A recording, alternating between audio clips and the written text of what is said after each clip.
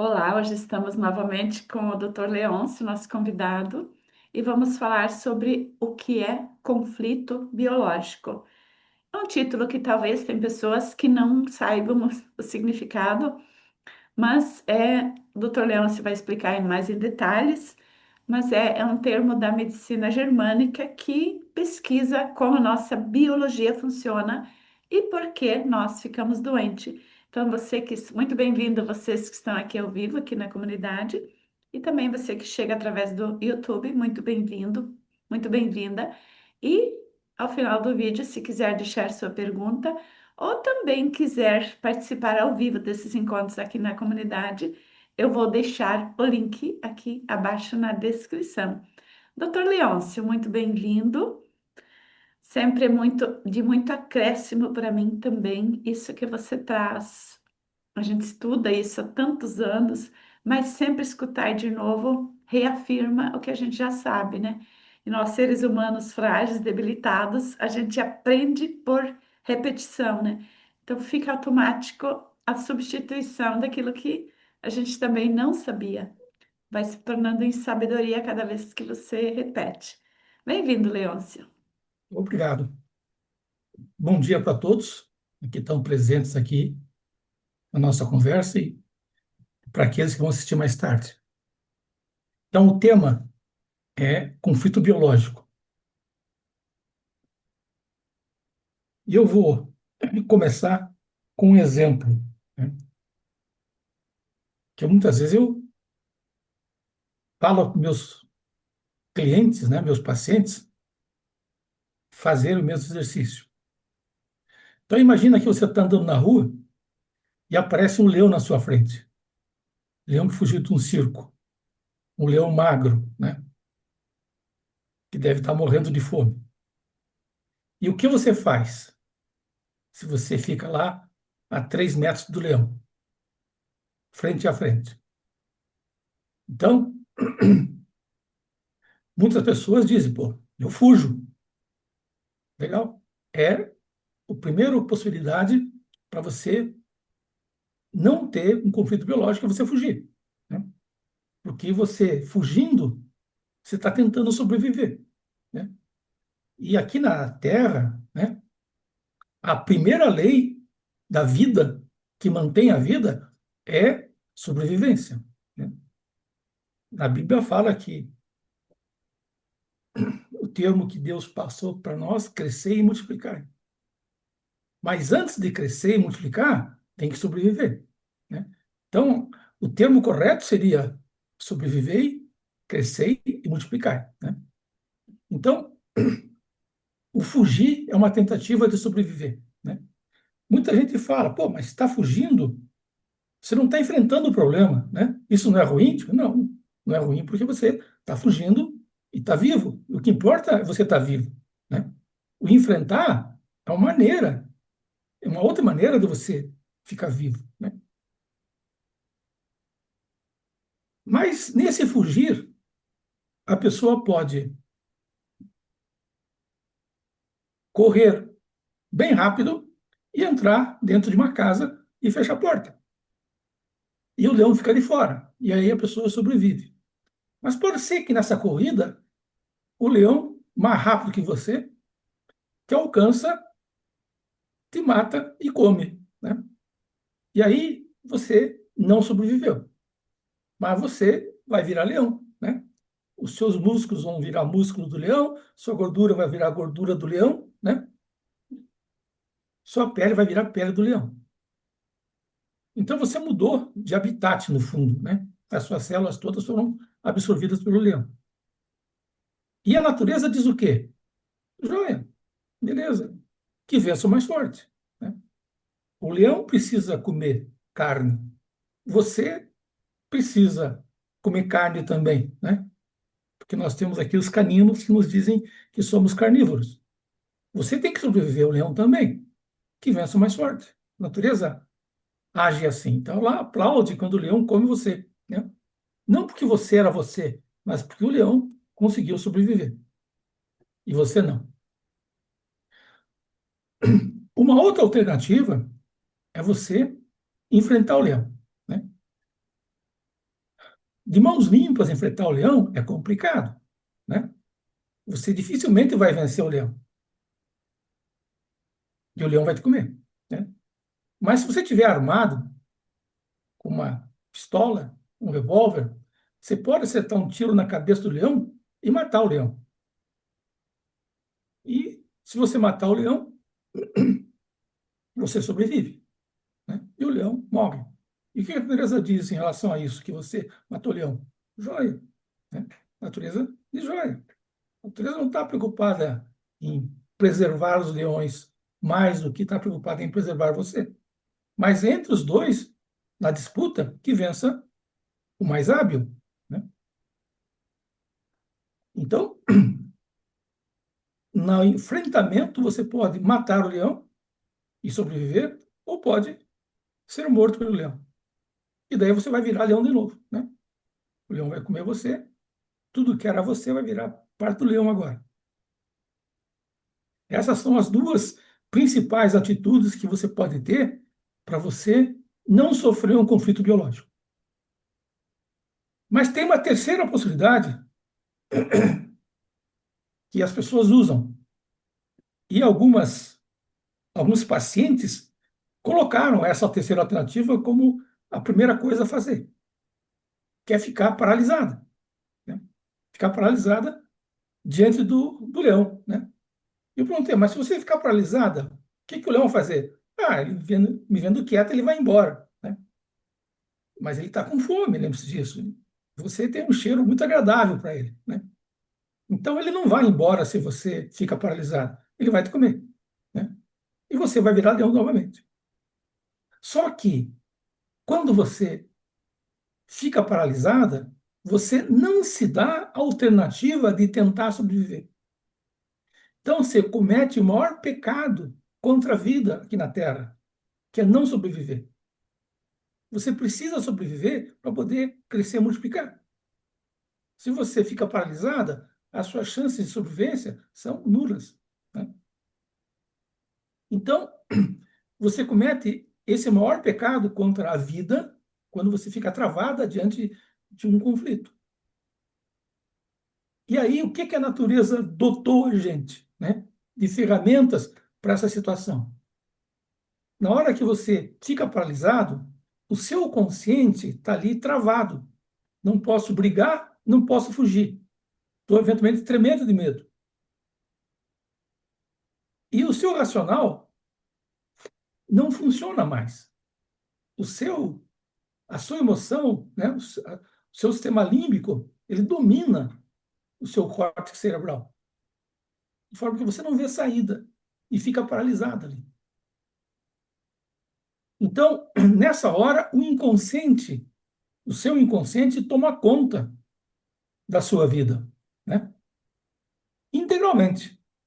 E na hora que ele toma conta da sua vida, ele insere em você uma doença que começa naquele exato instante que você travou. E essa doença que vem, ela vem para quê?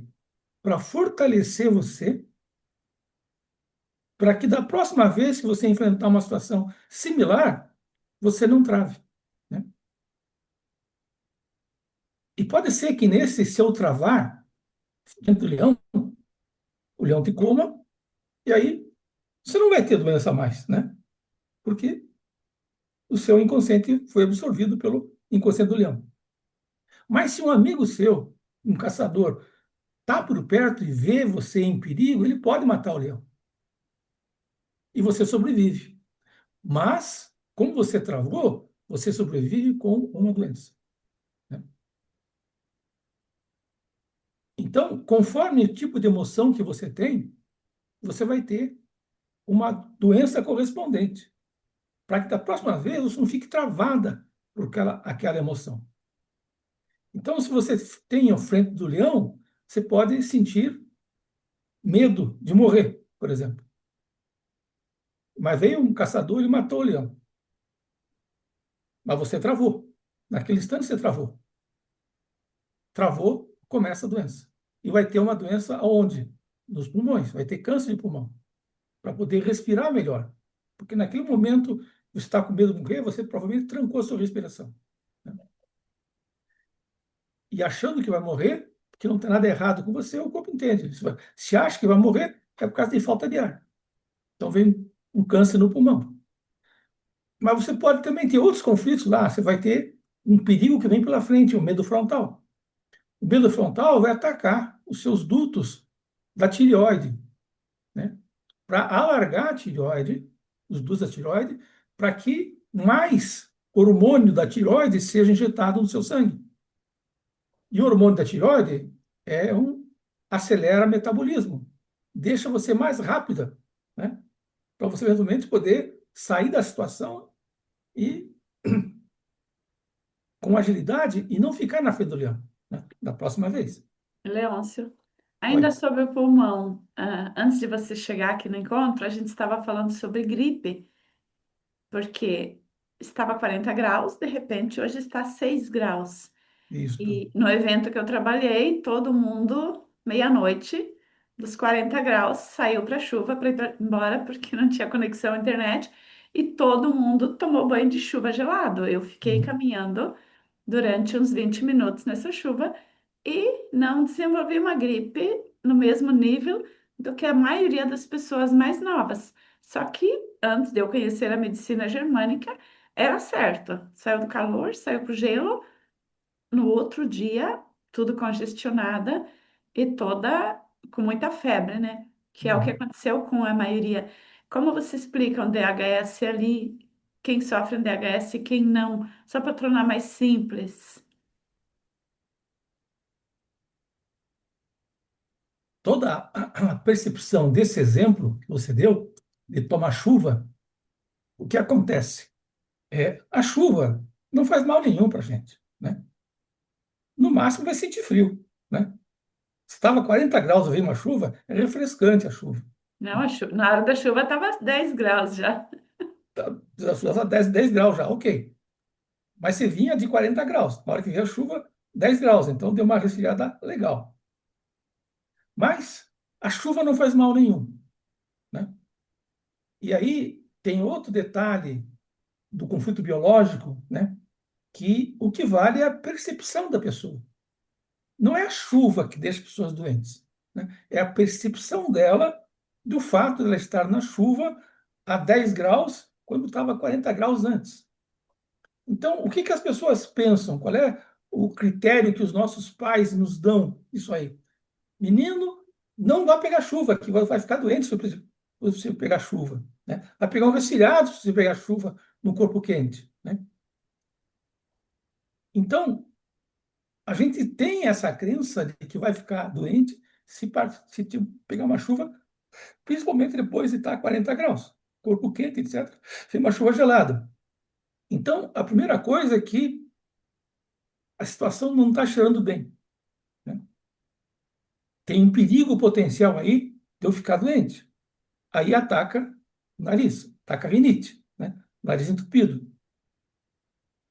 E aí tem a sensação de que é, eu não vou conseguir digerir essa situação, né? De pegar chuva, né? Eu não quero pegar chuva, mas eu não posso não pegar, né? Então, vem uma situação indigesta, né? Que eu não consigo engolir, né? Não consigo engolir, me vem uma dor de garganta, ataca a faringite, né? E se a chuva me pega no contrapé, a ponto de eu levar um susto, por exemplo, isso ataca a minha laringe. Eu pego uma laringite, né? E se eu, por essa chuva, eu acho que vou ter algum problema territorial, tenho medo territorial de perder meus bens, né? A chuva vai molhar, né, todo o meu carro, vai apodrecer meu carro, coisa parecida, né? Vai matar as minhas orquídeas, matar as minhas plantas. Com o celular na mão, tentando ligar para o marido, É, o territorial pegou. sim. Então, aí ataca pulmão, né? Mas não os alvéolos, como no caso do câncer, mas ataca os brônquios pulmonares, né? Então, isso é a gripe, né? É uma rinite, uma faringite, uma laringite, uma bronquite, né? São essas quatro doenças que a pessoa pega, porque ela se assusta com a situação da chuva, né?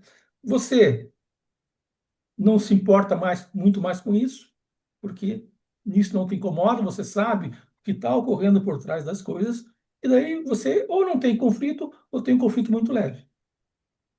Mas isso é desse processo, né? Então, as crenças que nossos pais passam para a gente geram um monte de problemas para a gente. Eu lembro que meu pai e minha mãe diziam para não tomar banho logo depois de almoçar, né? Que dá congestão, né? Não entrar no rio, né? Na lagoa para nadar logo depois de almoçar, porque dá congestão.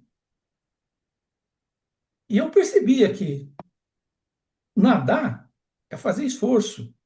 E se eu estou com barriga cheia, fazendo muito esforço, eu vou ter que ter mais sangue sendo jogado nas minhas pernas, nos meus braços, né? Nos meus músculos para poder nadar. E o estômago, o intestino também precisa de sangue, né? Para fazer a digestão.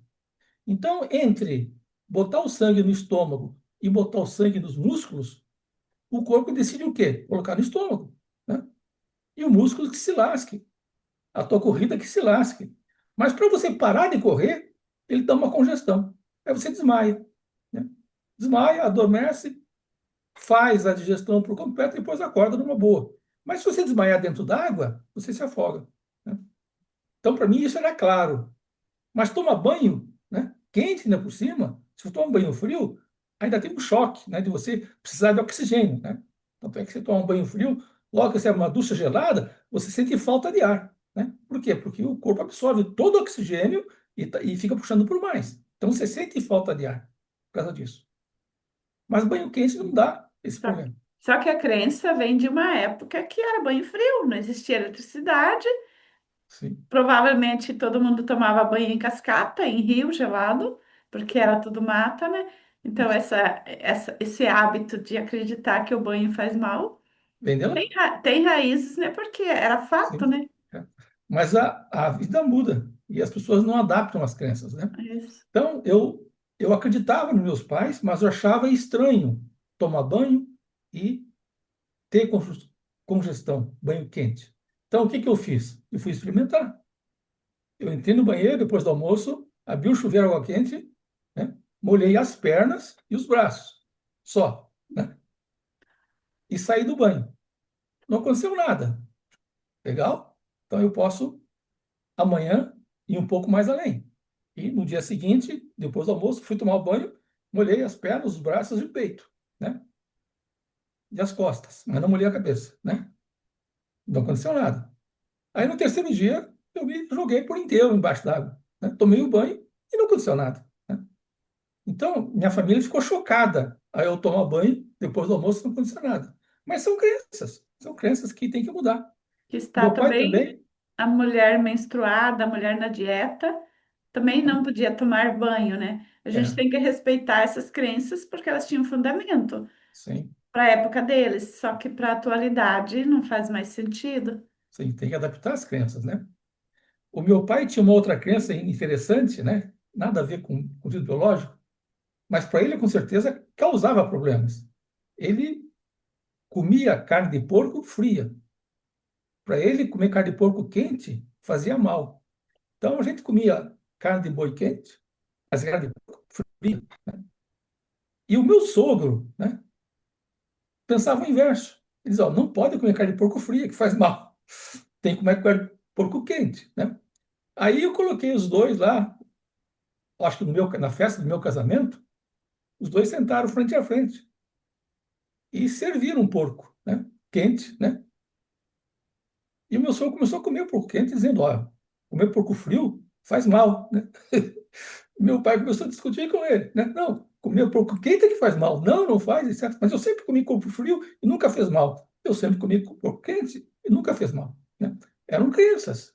Mas eu tenho certeza, se meu pai comesse um porco quente, do nada, né? Faria mal para ele, daria uma digestão. E meu sogro comesse um porco frio, teria uma digestão também, por causa da crença, né? Então, a pessoa acredita que vai ficar doente, o corpo responde com a doença, né? Que ele acredita que vai ter, né? Isso, por trás de tudo que você já trouxe, dá bem para ver por que tantas pessoas idosas hoje desenvolvem refluxo, doenças indigestas, né? Uhum. Por quê? Por causa da rigidez, o mundo mudou tanto, o mundo se atualizou, só que as crenças que vieram lá do pai e da mãe não Não se foram atualiza. atualizadas, né? Então a percepção diante das situações reais ficou defasada, só que as pessoas desenvolvem doenças e não sabem por quê, né? Porque acham que estão invadindo o território dela, né? E não tem nenhuma invasão do território, né? Ela tem algumas crenças que são antigas que não mudam, né? E o idoso tende a ser turrão, né? E esse ser turrão, ele não aceita. E quando vê um argumento que bate os conceitos dele, né, derruba os conceitos dele, ou ele aceita aquilo e aprende uma coisa nova, ou ele fica resistindo por dentro, né? E vai ter um conflito territorial, vai ter gastrite, né, o refluxo, etc. Ou vai ter diabetes também, né? Por não poder dizer não. Não, não concordo com a tua ideia, né? Então, as situações todas geram conflitos que são biológicos, né? Então, resumindo o caso do leão, né, você só tem a doença se você trava. Travou, a doença vem para te ajudar, né? Para fortalecer uma parte sua que precisa ser fortalecida para você enfrentar aquela situação. Agora, se você enfrenta qualquer situação sem medo, você nunca fica doente. Nunca fica doente. Mas é sem medo mesmo, né? Aqui Então, entra muito o que a gente fala assim, que é popular, a pessoa muito vitimista, ela atrai doença, e a pessoa mais protagonista, mais responsável pela própria vida, é, ela tende a ter menos doenças, né? exatamente, Porque a exatamente. pessoa vitimista, automaticamente, vitimista é o jeito de ver a Sim. vida, né? Que Uhum. somos nós diabéticos, né? A gente sempre aumenta o problema logo, né? Então, É, se eu logo tenho muito medo de todos os problemas, eu logo paraliso. sim, exatamente. Paralisando doença, né? E esse paralisar, né, é, não é um paralisar morrendo de medo, né? É mais simples que isso, é só paralisar. Só A paralisar, não não agir diante agir, de um problema. é, não agir em relação àquilo, né? Ficar parado. O corpo entende que você fica parado, paralisou. Uma ocasião, meus tempos de empresário, tinha uma empresa de informática, e eu estava lá fazendo uma proposta para um cliente, e apareceu lá o gerente financeiro, dizendo, ó, Leôncio, aqui está o fluxo de caixa, isso era o mês de julho de 1990 e poucos, né? Acho que 97. E nós não temos dinheiro suficiente para pagar a folha. É lá pelo dia 20 de julho, né? E a folha era 5 de agosto, mais ou menos, quinto dia útil de agosto. Eu olhei aquilo, me passou um mal-estar, né? De, puta, de novo esse problema, né? Mas eu nem pensei isso, mas esse foi o mal-estar que passou. De novo esse problema. Então eu olhei, falei, ok, deixa aí, né? E continuei fazendo a minha proposta financeira. Então, naquele segundo que eu olhei aquilo e passou aquele mal-estar, era uma situação dramática, né? E eu não fiz nada, né? Nem saí da empresa, fui embora, né? E nem resolvi o problema.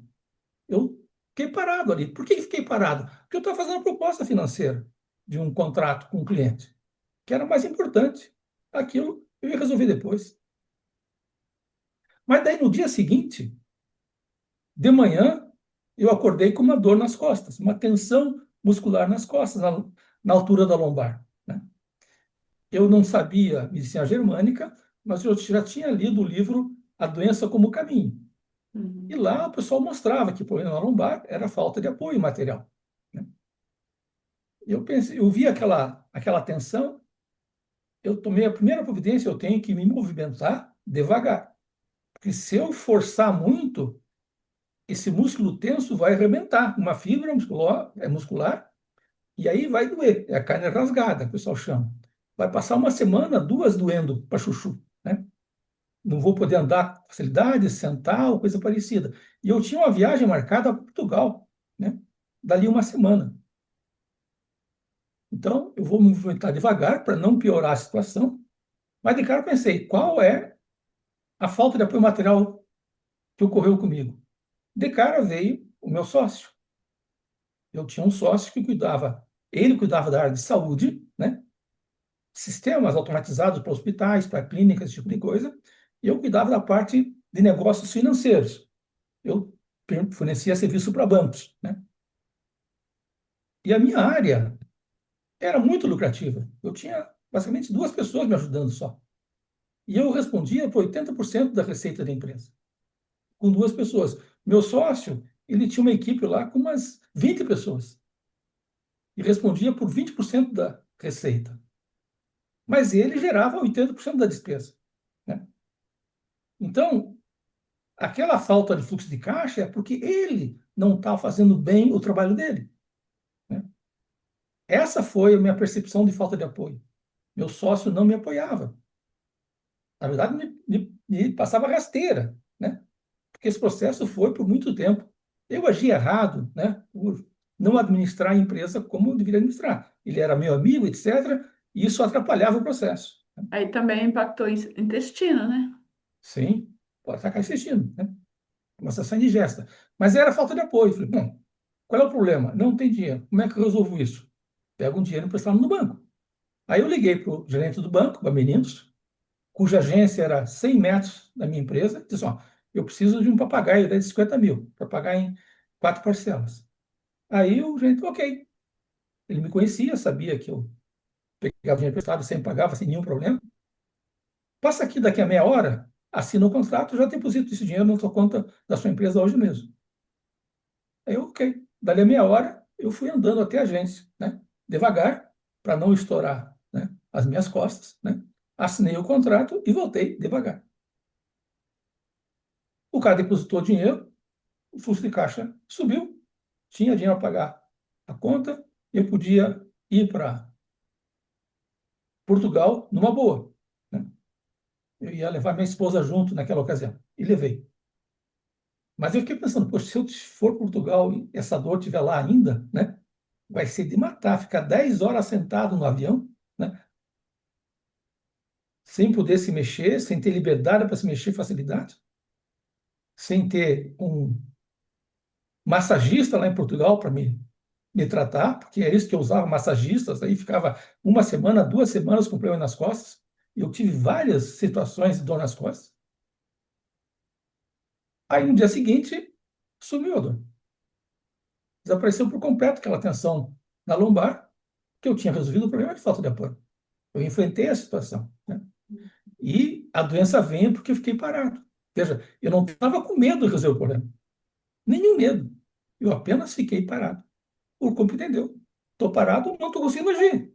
Então, veio uma doença para me ajudar. Para mexer na minha lombar para eu poder ficar de coluna erguida, né? Porque eu de coluna erguida, eu sou mais autossuficiente. E se eu sou mais autossuficiente, não preciso de ajuda de ninguém. Não preciso de apoio de ninguém, né? Essa é a ideia da dor lombar, né? Então, esse é o lance de você travar. Não é travar de medo, mas simplesmente ficar parado. Então, se ali eu começasse a assoviar, né, naquele momento, né, contasse uma piada, né, ou contasse uma história, né, ou fosse caminhar ou coisa parecida, o corpo me veria agindo na situação. Ok, o Leôncio está agindo, ele está sob controle, tudo bem, não precisa do meu apoio, não precisa da minha ajuda. E toda doença que vem é para ajudar o paciente, por mais estranho que pareça. Ah, mas o paciente morre de câncer. Não morre de câncer. Ele morre com o tratamento que ele recebe, né? O câncer em si não mata. Mas se junta um monte de doenças ao mesmo tempo, o corpo entra em colapso, né? Que cada doença que atinge o corpo, ela não se comunica com outra doença. As doenças não conversam, porque a doença é um programa. O seu Word não conversa com o seu PowerPoint, por exemplo. Apesar de ser o mesmo fabricante, um programa de Word não tem nada a ver com o PowerPoint. Ele pode até chamar o PowerPoint dentro do Word, mas ele não conversa com o PowerPoint. Se o PowerPoint está com pouca memória, o Word não quer nem saber disso aí. As doenças nossas são a mesma coisa. Uma doença não conversa com a outra. Então, uma doença pode piorar a outra doença, né? E essa doença pior pode gerar uma outra doença, né? Piorar mais ainda uma outra, terceira doença. E essa terceira doença pode piorar a primeira. Então fica num círculo vicioso que a pessoa vai afundando e vai desaparecendo no meio da doença. Isso é que gera as mortes, né? De câncer. Mas apesar de muito óbito aparecer doença de câncer, morreu por causa de câncer, as pessoas dizem isso porque a pessoa teve câncer e morreu.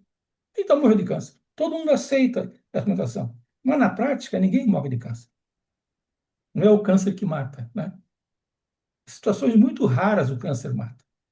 Muito raras. O que mata mais é o tratamento e a quantidade de conflitos que a pessoa passa. Isso que mata a pessoa. Então, esse é o conceito do conflito biológico, né? Então, o inconsciente toma conta, coloca uma doença, naquele instante ela começa a se manifestar no seu corpo e no seu cérebro, né? Porque todo o cérebro é a parte que controla os tecidos.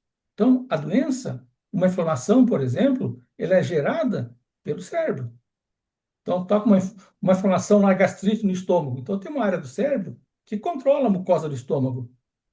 Essa área começa a ulcerar a mucosa, né? Ou tem um tumor no fígado, tem uma área do cérebro que controla o parênquima do fígado, uma glândula do fígado, e essa área começa a gerar o tumor. Ela começa a fazer as células se reproduzirem com rapidez para criar um tumor. Então, a área que controla o tecido, ela fica muito ativa durante a doença. E como todas essas atividades do cérebro, elas se manifestam como sinais elétricos, né? Ou eletrônicos, né? Mandando sinal pelo axônio, a parte eletrônica da comunicação cerebral, ela se expande para o lado, né? E atinge outras células também. Então, se você não fizer nada, se o corpo não fizer nada, uma doença, por exemplo, uma mulher que tem problema nas veias coronárias, ela sempre tem problema de câncer de colo de útero. E quando tem câncer de colo de útero, sempre tem problemas coronários. As duas andam juntas, porque elas estão muito perto uma da outra. E o corpo não consegue separar os sinais elétricos. Então, ativa uma, ativa a outra, né? Agora, o que o corpo faz para não ativar os sinais elétricos para afetar os órgãos controlados pela parte do lado, dessa parte que controla o fígado, por exemplo? Ele gera um edema naquela parte do cérebro. O edema incha. E esse edema desconecta as conexões neurais, né? De forma que, dentro desse edema, dentro de uma bola, por exemplo, de ping-pong ali, os neurônios ficam frenéticos para gerar doença. Mas o sinal não passa para os outros tecidos ao lado dele. Então, a doença fica só naquele órgão, né? Mas isso não acontece com a câncer de colo de útero e veias coronárias. As duas estão muito juntas. Então, o corpo não consegue formar um edema só para o colo de útero. No mesmo edema, ele pega também veias coronárias. E tem outros órgãos que fazem a mesma coisa também, né? Ele não consegue isolar, então as duas vão juntas. Não são muitos, mas acontece em outros casos também. Então, na hora que tem o trauma, o corpo entendeu que você paralisou, veja, ele entendeu, ele percebeu que você parou de fazer alguma coisa com a situação, seja por medo ou seja porque tinha outra prioridade, ele começa uma doença no cérebro e automaticamente começa uma doença no órgão. Uhum. Só que, na primeira hora, o órgão não está muito Não modificado. aparece ainda, né? Não Para aparece ainda. exemplificar, Leôncio, você poderia aproveitar a pergunta da Luana? Ela pergunta qual a vesícula está ligada a qual conflito biológico. Você poderia explicar o que é o conflito biológico, assim, resumir mais uma vez, porque você já falou várias vezes, mas para quem ainda tem mais, está mais em aprendizado, né, fica mais Uhum. claro. Qual conflito biológico causa problema na vesícula e o que que é um conflito mesmo, né? Tá. Então, o que causa conflito na vesícula é uma situação de raiva territorial ou conflito de identidade. Aí depende se a pessoa é homem ou mulher, depende se é canhoto ou destro, e depende do nível hormonal, né? Se o homem tem um conflito de raiva territorial, né, que afeta o lobo temporal direito, né, ele vai ficar mais feminino, né? Vai ficar macambúzio, vai ficar mais deprimido, né? Para ficar pensando na solução do problema. O homem é assim, né? Mas ele fica mais feminino. E mais feminino não significa que ele fica boiola, né? Ele começa a ver os problemas como a mulher vê, né? E a mesma coisa com a mulher. Se ela vê um problema de conflito de identidade, ela vai ter a gastrite ou vai ter problema na vesícula biliar, ou nos dutos biliares, ou nos dutos pancreáticos. Esses quatro órgãos são ativados pelo mesmo tipo de conflito. Quem escolhe qual órgão é o organismo. A gente não sabe qual é o critério que usa para isso. Então, para nós é aleatório, né? Ele escolher. A única diferença que nós temos é se for conflito leve ou moderado, ataca um órgão só. Mas se for um conflito muito intenso, ataca vários órgãos, né? Então, se a mulher tem um problema de conflito de idade, ela vai atacar a gastrite, por exemplo, e ela vai ficar mais masculina. Ou seja, ela vai começar a agir mais como homem, ter mais iniciativa e brigar com a situação, etc, né? Isso para mulher destra, né? A mulher destra é assim, isso. E a mulher, ela fica elétrica quando ela tem um conflito. Ela fica falante, ela fica eufórica. O homem fica deprimido. Mulher destra e homem destro. Isso Canhoto é o inverso, né? já explicou um pouco sobre o homem destro, né? É um homem destro que a Luana perguntou, né? Isso também está por trás, por exemplo, por que na menopausa a mulher muda tanto?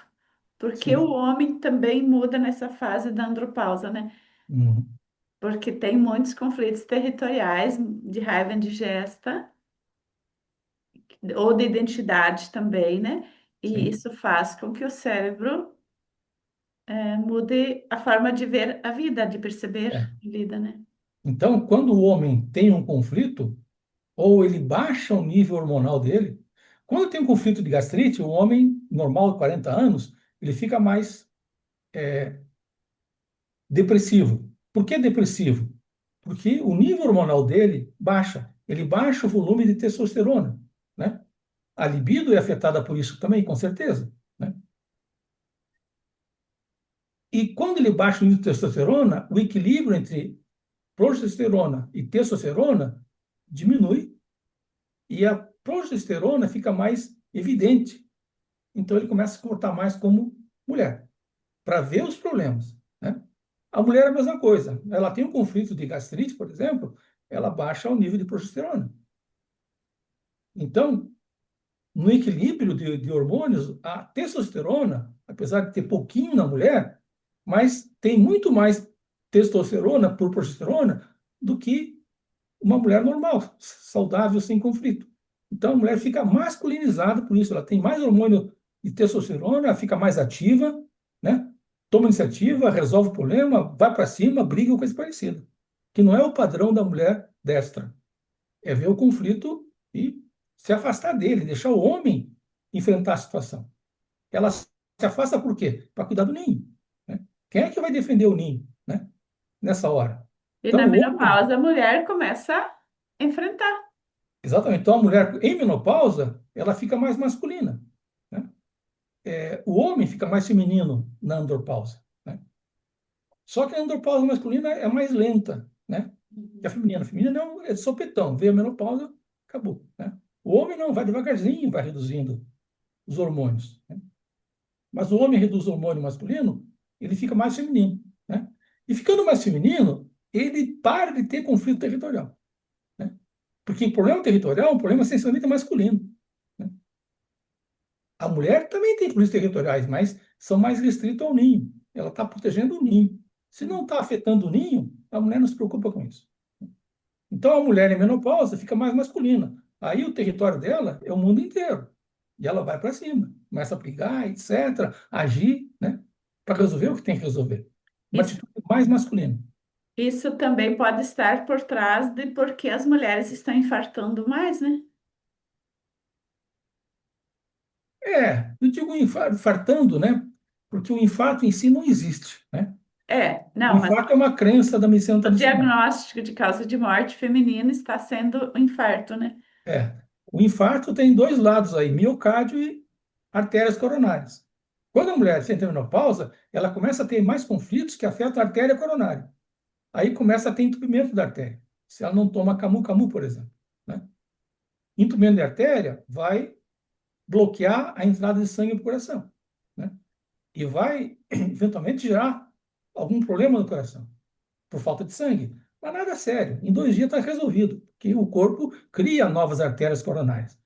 Mas isso acontece depois da menopausa. Antes da menopausa, não é afetado a artéria coronária com tanta frequência. Afeta mais as veias coronárias, se for o caso, né? Por conflito sexual, né? E o homem, se ele entra numa andropausa, ele fica mais feminino. Ficando mais feminino, ele não tem tantos problemas nas artérias coronárias. Ele começa a ter nas veias coronárias, né? E o homem, se ele tiver um câncer é, de bexiga, por exemplo, né? Que é marcação do território, ou da próstata, né? Que é não poder conceber, se ele fica com pouco hormônio masculino, ele fica mais feminino. Mulher não tem próstata. Então, o câncer de próstata desaparece se o cara reduz os hormônios. E se tiver um câncer de bexiga, que também é marcação do território, e marcação do território é pesado para o homem, o território deixa de ser importante. Então, aquela doença deixa de ser importante. Então, a infecção urinária se cura com facilidade. Por isso que uma das técnicas que a medicina tradicional usa para tratar quem tem câncer de próstata é fazer o bloqueio hormonal ou castração química, ou castração real, né? Porque na hora que o homem é castrado, ele fica feminino, fica mais feminino. Não que ele fique boiola, fica mais feminino. Então, o conflito territorial não tem importância. Então, o câncer de próstata não tem importância. Então, mas é um erro da medicina. Eles viram, atiraram no coelho, acertou na lebre, né? Mas é outra situação. Então, você acredita que a testosterona, ela faz o tumor crescer. Não é, né? Tirando a testosterona, o tumor não tem importância. Por isso ele desaparece, né? A doença está para ajudar a pessoa, né? Então, ela não precisa mais de ajuda se ela é mais feminina, né? Isso é coisa de homem, próstata, né? Então, se não está mais feminino, não precisa mais de próstata, então a próstata desincha, fica numa boa. Não é o hormônio que faz crescer o câncer. Nossa, Leôncio, tem tanta coisa que a gente poderia aprofundar aqui, mas o tema hoje é sobre conflito biológico, acho que já você esclareceu bem. Então, Tem mais uma coisa só que eu queria falar. Isso, diga. Então, o conflito biológico não é qualquer conflito. Todos os conflitos que nós temos na vida, eles sempre têm uma característica de ser dramático e ser inesperado, né? E esses conflitos que a gente passa, a gente tem uma série de doenças emocionais e mentais até, e espirituais.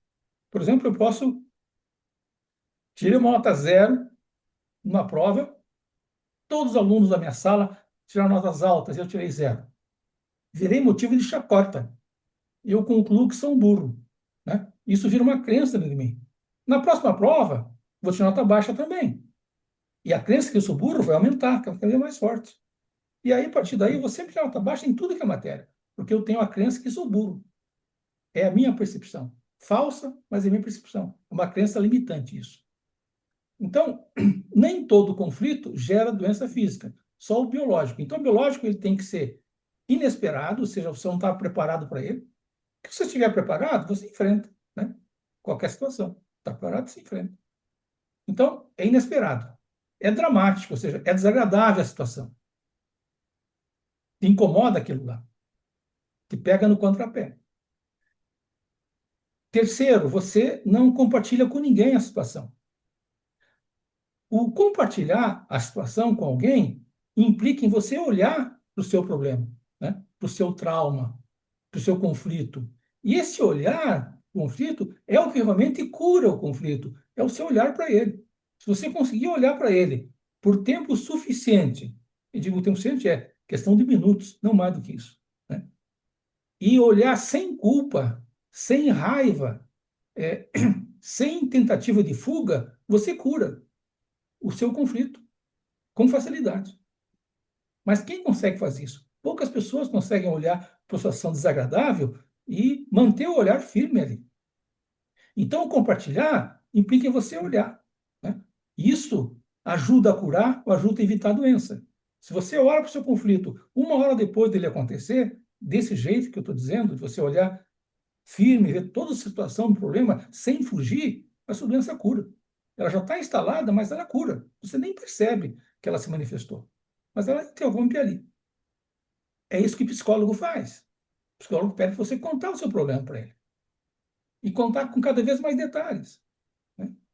E, às vezes, fica lá por um mês para tratar o conflito, que a cada sessão a pessoa fica entrando nos detalhes do conflito, fica enfrentando a situação, né? E resolve. Só que demora demais, né? Porque demorar lá mais de 15 minutos para resolver um problema é demorar demais.